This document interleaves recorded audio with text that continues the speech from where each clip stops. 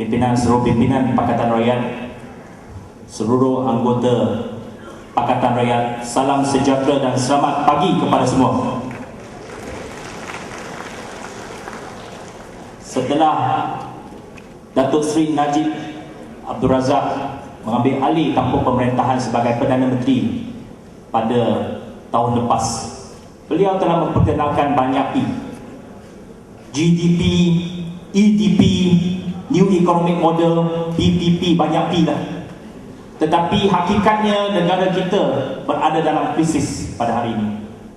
Saya minta PowerPoint tu, slide yang kedua. Slide kedua. Negara kita berada dalam krisis. Krisis ekonomi kita. 12 tahun berturut-turut kerajaan Malaysia mengalami belanjawan defisit. Kali terakhir belanjawan kita ada kelebihan semasa Datuk Seri Anwar Ibrahim masih menjadi Menteri Kewangan. Selepas Anwar Ibrahim, Tun Daim Santurin, Dr. Mahathir, Pak La, Datuk Najib, tak pernah setahun pun kerajaan Malaysia ada lebihan. Tiap-tiap tahun belanjawan defisit. Yang kedua, 10 tahun berturut-turut Malaysia gagal mencapai sasaran pertumbuhan ekonomi kita. Yang ketiga, 325 bilion ringgit wang Petronas telah diambil daripada Petronas antara tahun 2007 hingga tahun 2010. Walaupun beratus bilion daripada wang Petronas, tetapi rakyat masih kena membayar harga minyak yang lebih tinggi. Harga minyak tetap dinaikkan. Dan keempat, 53.3% adalah kadar hutang negara berbanding KDNK dalam tahun 2009. Melonjak naik berbanding kadar 35.1% dalam tahun 1998. Yang kedua, bebanan rakyat.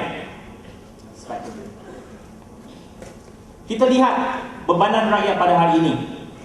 2.6% purata kenaikan gaji rakyat Malaysia antara tahun 2000 hingga tahun 2010 sahaja, berbanding 3.2% purata kenaikan gaji dunia. 40% rakyat Malaysia berada dalam lingkungan isi rumah yang berpendapatan kurang dari RM1,500 sebulan, menjadikan mereka golongan paling miskin di Malaysia. 3 daripada 4 keluarga yang berada dalam kategori ini, golongan paling miskin, adalah keluarga Melayu Bumiputera. UMNO masih cakap dia pejuang bangsa dan agama. 34% dari pekerja Malaysia dianggarkan seramai 4 juta orang dibayar gaji kurang dari RM700 sebulan, iaitu bayaran di bawah paras kemiskinan. Subsidi dan hutang, 62% dari jumlah 39 bilion bayaran subsidi dan papasan yang ditanggung oleh kerajaan setiap tahun adalah subsidi kepada sektor korporat seperti IPP, Penjana Bebas, Konsesi Lebuh Raya dan sebagainya. Hanya sebahagian kecil sahaja diberikan untuk subsidi untuk menampung kos untuk rakyat. Tetapi kerajaan sekarang kononnya nak mengurangkan beban hutang kerajaan, mengurangkan subsidi untuk rakyat. Padahal kebanyakan subsidi adalah untuk sektor korporat. 466 bilion hutang peribadi yang ditanggung oleh isi rumah rakyat Malaysia, antara yang paling buruk di seluruh rantau Asia. Ini hakikat-hakikat sebenarnya. Ini fakta-fakta sebenar yang kita hadapi pada hari ini. Negara kita mengalami satu krisis ekonomi yang cukup memparah.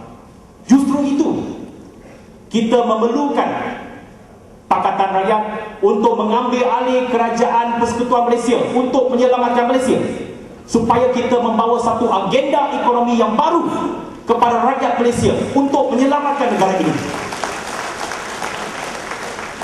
Dan apabila kita mendapat mandat daripada rakyat, maka agenda Pakatan Rakyat akan membawa satu paradigma baru, satu pendekatan baru, satu approach baru untuk mengagihkan sumber kekayaan negara kita kepada rakyat. Dasar yang pertama, matlamat yang pertama ialah pengagihan ekonomi yang lebih adil. Kita nak memastikan yang pertamanya menukar paradigma daripada persoalan ikuti kepada pendapatan isi rumah. Kalau setiap hari kita cakap pasal 30% untuk Bumi Putra, tetapi hanya beberapa kerat saja Bumi Putra yang mendapat 30% itu, tetapi kebanyakan masyarakat Bumi Putra yang miskin hidup berana. Kita perlu menukar aliran pemikiran rakyat supaya beralih dari tumpuan kepada persoalan ikuti yang sering ditimbulkan lawan kepada langkah-langkah khusus meningkatkan pendapatan isi rumah rakyat. Persoalan ikuti 30% yang kononnya diperjuangkan oleh Barisan Nasional untuk Melayu dan Bumi Putra telah diselewengkan untuk mengkayakan golongan elit dan pemerintah, sedangkan rakyat terbanyak masih lagi bergelumang dalam kemiskinan. Kaedah meningkatkan pendapatan isi rumah memberi kesan ekonomi yang langsung kepada ratusan ribu keluarga yang masih berada di bawah garis pendapatan RM1,500 yang ke bawah. Yang kedua, kita akan bertindak ke atas penyelewengan saham RM52 bilion Malaysia atas nama Bumi Putra. Justru itu, saya bagi pihak bakal Perdana Menteri mengumumkan bahawa sekiranya Pakatan Rakyat mendapat rakyat, kita akan menubuhkan satu Suruhanjaya Diraja untuk menyiasat skandal 52 bilion ini ke atas pemimpin-pemimpin agung UMNO. Yang ketiga, kita akan mengagihkan kekayaan negara kepada rakyat dengan lebih seksama. Pakatan Rakyat akan meneruskan skim bantuan terus kepada rakyat tanpa diskriminasi sebagai kaedah mengagihkan kekayaan negara dengan lebih adil kepada rakyat, termasuklah skim-skim kebajikan rakyat seperti skim air percuma, skim warga emas, skim bantuan ibu tunggal dan lain-lain. Dan yang keempat, kita akan mempertahankan hak rakyat untuk mendapat bantuan kerajaan dalam subsidi minyak dan keperluan asas. Dan dengan itu, dalam 100 hari pertama kita menduduki Putrajaya, saya sekali lagi bagi pihak yang amat berhormat Perdana Menteri yang baru mengumumkan bahawa kita akan merombak struktur subsidi negara bagi mengurangkan subsidi kepada pihak swasta seperti subsidi gas sebanyak 19 bilion kepada penjana bebas dengan membinakannya bagi menampung perbelanjaan rakyat. Ini janji kita. Slide yang kelima. Pendekatan kita yang kedua ialah meningkatkan pendapatan boleh guna rakyat. Yang pertamanya, kita akan menstrukturkan semula 4 bidang infrastruktur asas kepada rakyat, iaitu air, elektrik, rebur raya dan internet jalur lebar. Dalam 100 hari kita mendapat mandat daripada rakyat. Saya sekiranya diberikan mandat untuk memangku jawatan Menteri Kewangan, dengan ini saya mengumumkan mengarahkan khazanah Kerajaan Pakatan Rakyat akan mengarahkan khazanah berhad, kumpulan wang simpanan pekerja dan lain-lain badan milik kerajaan yang memiliki konsesi rebur raya untuk menyempurnakan ambil alih aset rebur raya oleh kerajaan dengan tujuan menghapuskan tol. Ini saya lobby dululah. Yang kedua, untuk Wi-Fi, Kerajaan Pakatan Rakyat akan menyediakan perkhidmatan internet Wi-Fi percuma kepada semua rakyat di kawasan bandar dan separa bandar, dari Arau sampai ke Johor Bahru, termasuk Tenang, dari Kota Belud sampai ke Kota Samahan. Kita akan bagi Wi-Fi percuma kepada rakyat Malaysia. Yang kedua, kita akan menjamin bahawa Kerajaan Pakatan Rakyat tidak akan sesekali menswastakan sektor kesihatan, kerana itu adalah basis kepada keperluan setiap rakyat Malaysia.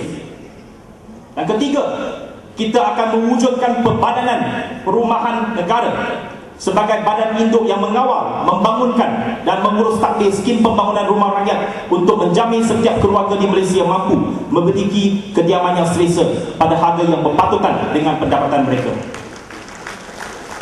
Dan yang keempat, meningkatkan skema mikrokredit kepada golongan termiskin, meronjakan kedudukan ekonomi mereka. Setakat ini 70 juta ringgit telah diperuntukkan untuk skim mikrokredit di negeri-negeri Pakatan Rakyat. Itu hanya baru 4 negeri. Kalau kita mengambil alih Putrajaya, beratus juta skim mikrokredit kita boleh agihkan kepada rakyat. Mungkin ada rakyat yang bertanya-tanya, kita hari ini mengumumkan banyak, hapuskan tol, bagi wifi percuma, bagi air percuma. Adakah kita akan mampu? Adakah kalau kita bagi percuma, semua percuma, benda-benda ini, barang apa ni, kos-kos yang dapat meringankan beban hidup rakyat, adakah kerajaan akan bankrupt ataupun muflis apabila kita menjelang tahun 2019? Kalau masih di bawah Barisan Nasional, 2019 Malaysia pasti muflis. Tetapi kalau di bawah Pakatan Rakyat, bukan sahaja kita tidak akan muflis, tahun 2020 kita akan menjadi negara maju. Ini kerana agenda kita yang paling utama ialah kita akan merancangkan perang besar-besaran terhadap rasuah. Kerana rasuah ini adalah jahanam negara yang paling besar. Dan saya bagi pihak bakal menteri di Jabatan Perdana Menteri di bawah Pakatan Rakyat, ini pasti bukan Datuk Seri Nazri dah, akan meletakkan Suruhanjaya Pencegahan Rasuah Malaysia di bawah pertanggungjawaban Parlimen.